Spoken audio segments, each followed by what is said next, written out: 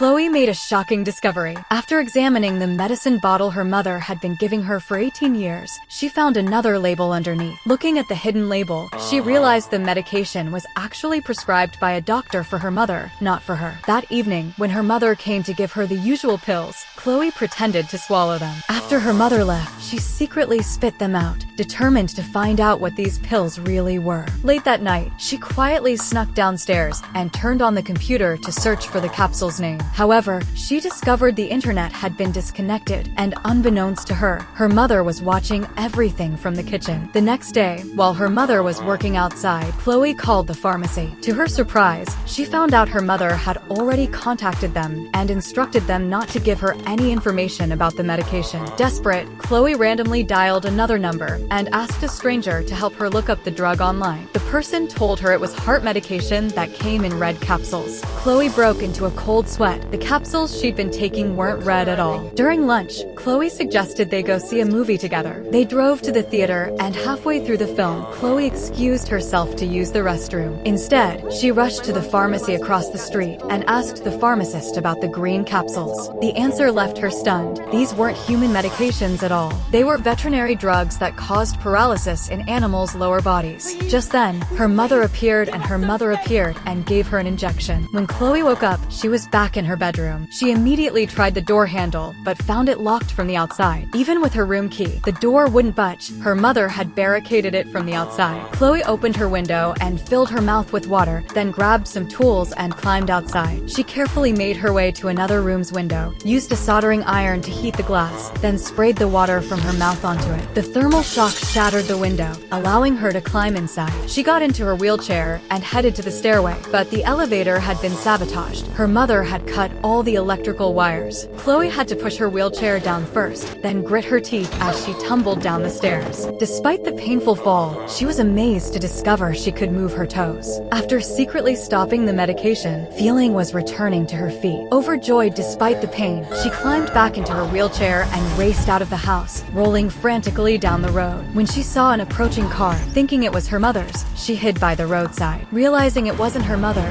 she rolled into the middle of the road, desperately flagging down the driver, who turned out to be their mail carrier. After hearing Chloe's story, the mailman was about to help her into his vehicle when her mother arrived. She argued with him, claiming Chloe was delusional from medication and speaking nonsense. When he didn't believe her, she threatened to call the police and accuse him of assaulting a minor. But the mailman stood firm and helped Chloe into his car. As he went to close the door, the mother gave him an injection, and he collapsed.